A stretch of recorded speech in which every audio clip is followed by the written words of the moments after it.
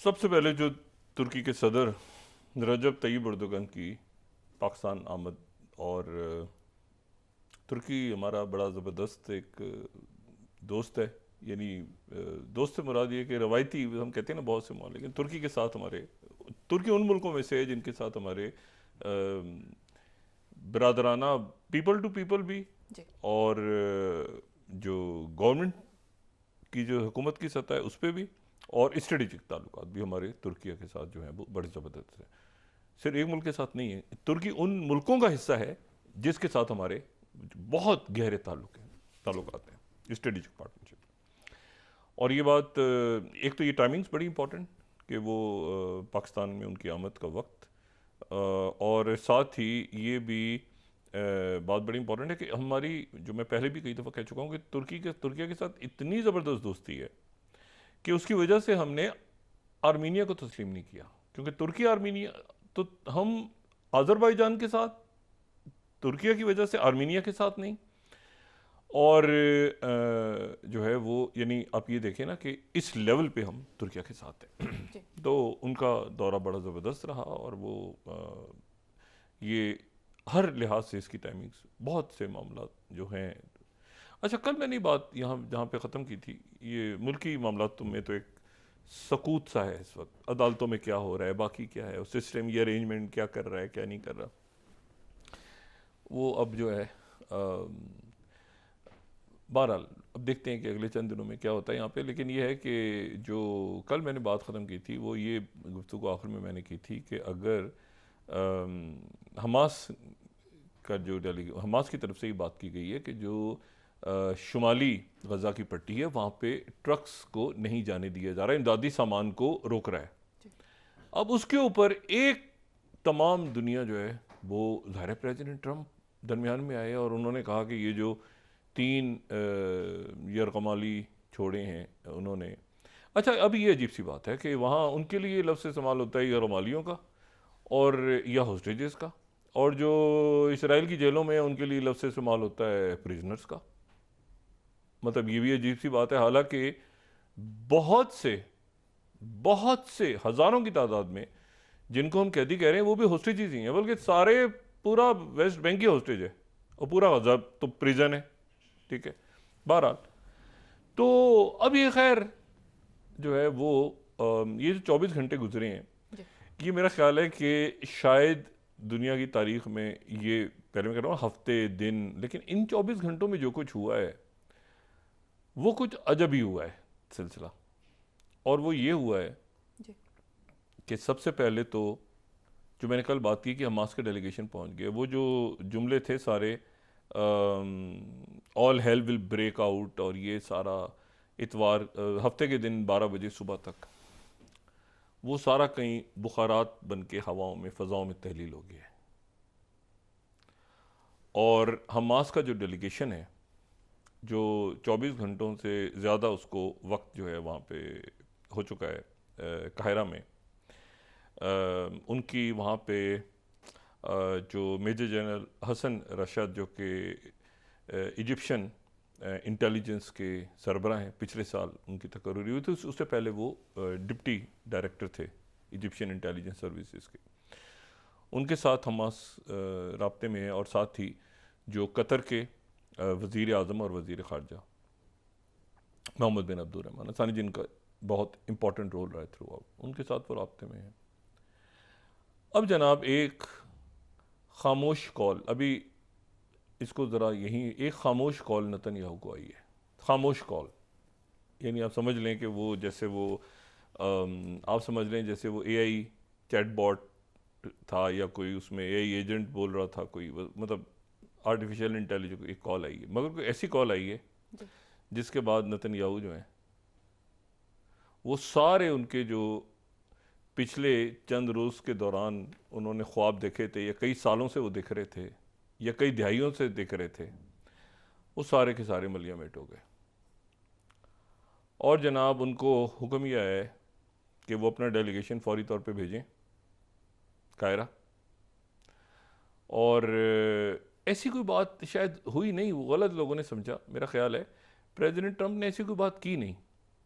हाँ, वो ऐसे ही जो है ना, कई दफ़ा होता है ना कि वो मतलब किसी और तरह से लोगों ने लिया उस बात को, क्योंकि प्रेसिडेंट ट्रम्प तो देखें जंगें ख़त्म करवाने आए हैं ना। उनकी बात की मेरे ख्याल से इंटरप्रिटेशन हमने भी गलत की, बाकी लोगों ने भी गलत की। तो वो जो नेतन्याहू तक मैसेज पहुंचा है वो ये पहुंचा है कि बच्चों, ये पीस डायलॉग को आगे जारी रखो। प्रेसिडेंट ट्रम्प इसमें कहीं नहीं है और ना कोई बात है और कुछ भी नहीं। और वो जो है अब एक अजीब एम्बेरसिंग सूरत हाल, एम्बेरसिंग नहीं, ये मैं लफ्ज़ इस्तेमाल करता हूँ, थ्रो अंडर द बस। तो नेतन्याहू जो हैं वो अब ये हफ्ते के दिन यानी परसों ये 3 जो यरगमाली हैं उनको हमास की तरफ से रिहाई मिलेगी और जो है वो उसके नतीजे में यहाँ से कैदी जो हैं वो इसराइल की जेलों से रिहा होंगे। कोई हमला नहीं होने जा रहा, कोई गज़ा ऑक्यूपाई नहीं होने जा रहा, ना वहाँ कोई रियल इस्टेट बन गई। वो ऐसी कोई बात उनके, मेरे ख्याल से प्रेसिडेंट ट्रम्प ने ऐसी कोई इरादा जाहिर किया था, उसको सीरियस ले गई दुनिया। ऐसा कुछ नहीं होने जा रहा अभी तक जो इतलात हैं। अब अगले 24-48 घंटों में कुछ ऊपर नीचे हो जाए, ऐसा कुछ नहीं होने जा रहा। तो इसराइल जो है वो अपना डेलीगेशन किसी भी वक्त भेज देगा और बातचीत वहीं से चल पड़ेगी जहाँ से हमास के इस एतराज़ के बाद कि जी जो है वो हमारे ट्रक जाने नहीं दिए जा रहे, तो प्रेसिडेंट ट्रम्प को भी अचानक प्रेसिडेंट ट्रम्प ने शायद ना ही नहीं की बात, हम गलती हो गई, उसको छोड़ दें। ये 2-3 दिन जो हुआ है ना, इसको बस भूल जाएं, इसको फरामोश कर दें। वहीं से सिलसिला शुरू करें जहाँ से वो कैदी जो हैं वो रिहा हुए थे यरगमालियों की रिहाई के बाद। और अब 15 तारीख को उसी तरह से हमास गज़ा से 3 कैदी और रिहा करेगी, फ़लस्तीनी जेलों से कैदी रिहा होंगे और साथ ही अगले मरहले पे डायलॉग शुरू हो जाएगा। मैंने इससे ज़्यादा खूबसूरत और उम्दा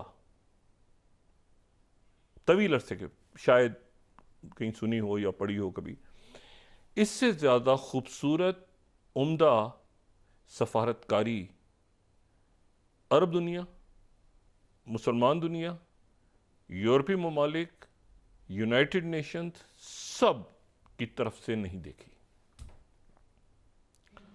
और प्रेसिडेंट ट्रम्प को इस बात का अंदाज़ा हुआ है कि इतनी, यानी उनके अपने सर्कल से भी, ये नहीं कि वो जो डीप स्टेट या जो पुराने उसको निकाल, नहीं, अपने सर्कल से और अपने जो उनके अंदर मौजूद लोग हैं उनकी तरफ से भी ये बात, तो वो अभी फ़िलहाल उन्होंने इस पर कोई बात ही नहीं की।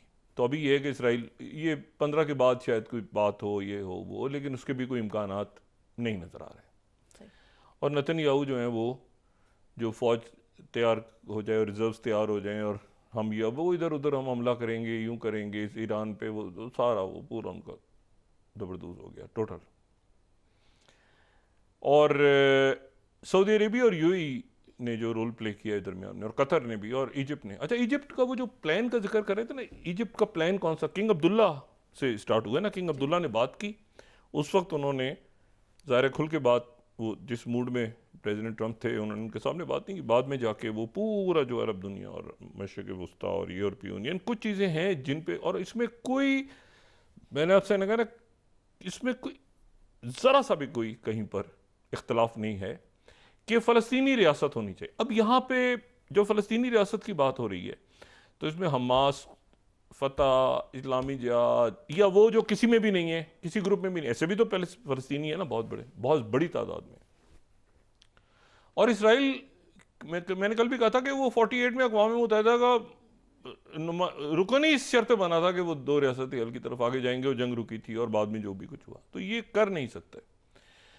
अच्छा, इजिप्ट का जो वो जो बात हो ना, इजिप्ट का प्लान क्या है, अभी देखते हैं कि चंद दिनों में बातें और क्लियर होती हैं। इजिप्ट का प्लान, जिसके ऊपर जो बात की थी किंग अब्दुल्ला ने, किंग अब्दुल्ला ऑफ जॉर्डन, उन्होंने जो बात की थी ना कि इजिप्ट अपना प्लान लेकर आ रहा है, उस पर सारे अरब मुल्क तैयार हो गए। अरब मुल्क तैयार हैं तो जाहिर है कि उस पर OIC भी तैयार है, पूरी दुनिया भी तैयार है। वो प्लान ये है जिस प्लान को पेश करेंगे। अब इजिप्ट के प्रेसिडेंट शायद 18 तारीख को या 19 तारीख को चले जाएं वाशिंगटन, क्योंकि वो भी ज़राए के हवाले से खबर चली थी ना कि दौरा मुलतवी कर दिया। अब वो 15 तारीख को ही हो जाता है, तो शायद वो प्रेसिडेंट सीसी चले जाएं। अभी जो काहिरा से जो वाइब्स आ रही हैं, क्योंकि उनकी तरफ से, ज़राए की तरफ से हुआ था ना कि अगर ये गज़ा पे ऐसा हुआ तो वो दौरा मुलतवी कर देंगे। लेकिन अब चूंकि नेतन्याहू को कॉल आ गई है तो नेतन्याहू अगले चंद घंटों में नेतन्याहू को भेजना पड़ेगा, अपने डेलीगेशन को भेजना पड़ेगा, और ये 15 तारीख को अमन मुआहिदा जो है ये आगे जाएगा और इसको जाना चाहिए, ठीक है।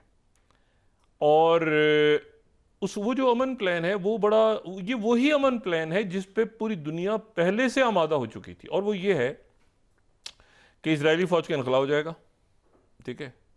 इजरायली फौज का इनखला होगा और उसके बाद जो है, अब असल बात है ना कि फिर वहां कंट्रोल कौन करेगा, मतलब कौन देखेगा इस पूरी चीज को। तो वहां पे अरब ममालिक, यूरोपीय यूनियन, अच्छा अरब ममालिक में ओआईसी के ममालिक भी हो सकते हैं। अरब ममालिक में आप मतलब वो अरब लीग और देखें ना, तुर्किया की भी है ना, तो मतलब पाकिस्तान भी हो सकता है। और वहां पर उनका जो प्लान है वो ये है कि अरब ममालिक या इस्लामी ममालिक जिस तरह से भी करें वो, और साथ यूरोपीय यूनियन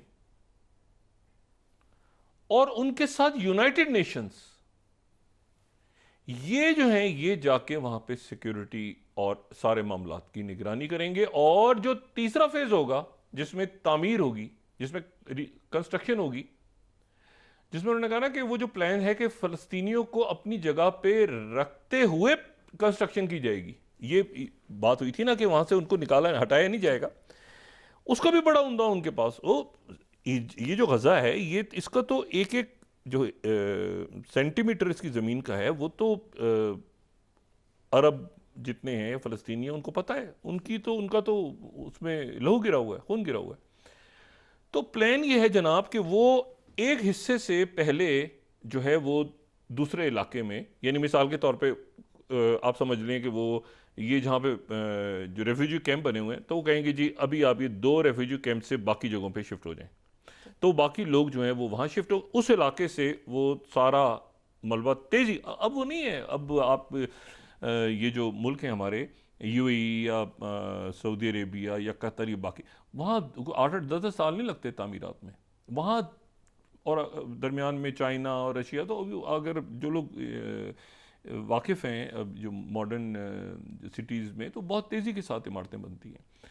तो इस दौरान, जिस दौरान वहीं पे फ़लस्तीनी रहेंगे, तो एक इलाके में तामीरात कर दी जाएंगी, स्कूल्स, मसाजिद, घर, वो एक इलाके में तामीर हो जाएंगे। फिर वो वहाँ से वहाँ शिफ्ट होंगे तो साथ ही दूसरे इलाके, और फ़लस्तीनी उसमें खुद हिस्सा लेंगे। फ़लस्तीनी भी तो हिस्सा लेंगे ना उसमें, वो भी तो बनाएंगे ना अपना घर, अपनी जगह सारी। ये इजिप्ट का प्लान है, और इसमें सारी जो मदद है, यानी जो माली इमदाद है, वो अरब ममालिक या इस्लामी ममालिक की होगी। ये इजिप्ट का प्लान है। अब मुझे बताएं इससे क्या खूबसूरत कोई प्लान बन सकता है। और बाद में उनकी गवर्नेंस क्या होगी वो उसके ऊपर एग्रीमेंट हो जाएगा सारा, कि उसमें हमास तो बनी इसलिए है ना कि वो, भाई देखिए हमास, ये जो जमातें हैं ये क्यों बनी है, ये इसलिए बनी है कि हमें एक रियासत मिले। जब उनकी रियासत का मसला हल होगा तो ये फिर उसके बाद क्या पॉलिटिकल ढांचा होगा अगला, किस तरह आपस में बैठेंगे सारे, वो खुद ब खुद निकल आएगा मामला। हमास तो पहले कह चुकी है ना कि हम तो इसका हिस्सा नहीं बनेंगे। जो है वो कोई ऐसा एग्रीमेंट होगा जिसमें रशिया, यूरोपीय यूनियन, इस्लामी ममालिक, ये कोई इशू नहीं। इशू ये है कि पहले बात तो आगे बढ़े, तो वो बात आगे बढ़ने जा रही है। ये मेरे ख्याल से सबसे बड़ा धचका है नेतन्याहू और ज़ायनिस्ट को जो अमेरिका ने थ्रो अंडर द बस।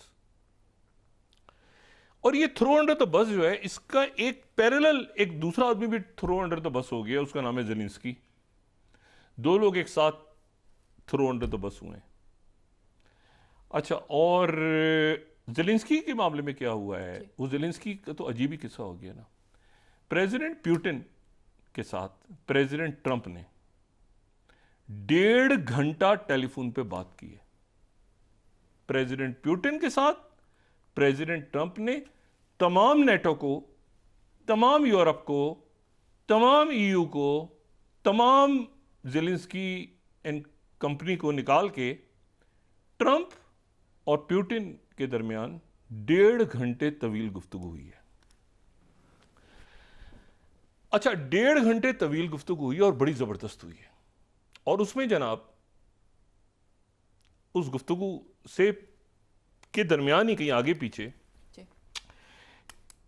2 कैदियों का भी तबादला हुआ है, ठीक है। और उसमें जो